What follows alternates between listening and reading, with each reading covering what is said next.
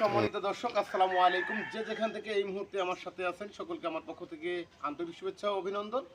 এই মুহূর্তে আমি আছি খুলনা জেলার ফুলতলা উপজেলার ভাটপাড়া টু বেজেরডাঙ্গা একটি রাস্তার অর্থাৎ মধ্যস্থানে, অর্থাৎ আমাদের এই রাস্তাটি পুরো 3 কিলোমিটার। এই রাস্তা দিয়েই কিন্তু আপনি আজকে ঢাকাতে যদি যেতে হয় তাহলে খুব অল্প সময় যেতে পারবেন, এবং এটা কিন্তু নড়াইলের সাথে অর্থাৎ খুবই সরাসরিভাবে সংযোগ ছিল।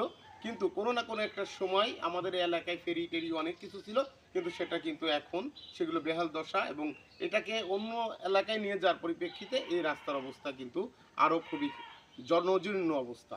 তো সেহেতু আমি দেখানোর চেষ্টা করতেছি আপনাদেরকে, এবং বিশেষ করে আমি আজকের ভিডিওটি অনুরোধ করব যে আমাদের এলাকার আশেপাশে যত মানুষ আছে, জনস্বার্থে, এই এলাকার মানুষের জন্য, মানুষের স্বার্থে, নিজের স্বার্থে নয়।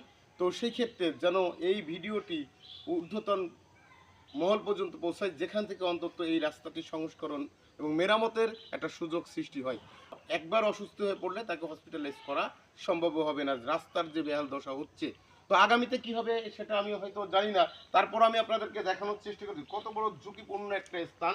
আপনারা দেখতে পাচ্ছেন এই যে একটা পোল, এই পাশে ছোট্ট একটি স্থান, এর ভিতর দিয়ে ট্রাক যাচ্ছে, পাশ দিয়ে অন্য অন্য গাড়ি ঘোড়া যাচ্ছে, প্রচুর ধুলা রাস্তায়, বৃষ্টির সময় প্রচুর কাদা, এবং এই রাস্তার এমন একটা অবস্থা হয়ে দাঁড়িয়েছে যেখান থেকে আসলে বলার কেউ নাই।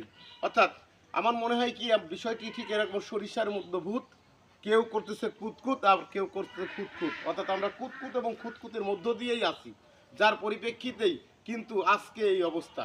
হয়তো অনেকে মনে করতেছিল ওই সময় যে আমরা যদি বলি তাহলে আমাদের হয়তো অমুক তমুক এই করবে সে করবে, বিভিন্ন বিভিন্ন সমস্যায় জনাজীর্ণ অবস্থায় আজকের এই বেহাল দশায় কিন্তু এই রাস্তাটির অবস্থা খুবই খারাপ। তো আমি আমার এলাকাবাসীর কাছে অনুরোধ করব, এই এলাকাবাসী সহ এবং যারা বিশেষ করে আমাদের আশেপাশে যত মানুষ আছে সকলকে বলবো এই ভিডিওটি শেয়ার দিয়ে অন্তত সর্বশেষ অর্থাৎ আপনার বাংলাদেশ সড়ক মন্ত্রণালয়ের যেন পৌঁছায় সেই ব্যবস্থা করবেন। তাহলে হয়তো আগামীতে আমাদের এই রাস্তাটি ভালো হবে, এবং পাশাপাশি আমার মনে হয় এই মানুষের এই দুর্ভোগটা লাঘব হবে। তো দর্শক, আজকে এই পর্যন্ত, এবং পাশাপাশি আমি সম্পূর্ণ দেখানোর চেষ্টা করতে চাইছিলাম কিন্তু সেটি সম্ভব হয়নি। তো আমি সামান্য একটি বিষয় আপনাদেরকে তুলে ধরলাম। তো আজকে ভিডিওটি কেমন লাগলো অবশ্যই কমেন্টস করবেন, পাশাপাশি লাইক শেয়ার দিয়ে পাশে থাকবেন, এবং এলাকাবাসীর স্বার্থে, মানুষের স্বার্থে, একে অন্যের স্বার্থে, রক্তের বন্ধন সৃষ্টির স্বার্থে, সকল কিছুর স্বার্থে, অর্থাৎ এই রাস্তায় মানুষের উপকারের স্বার্থে অন্তত শেয়ার দেবেন, এই আশাবাদ ব্যক্ত করি।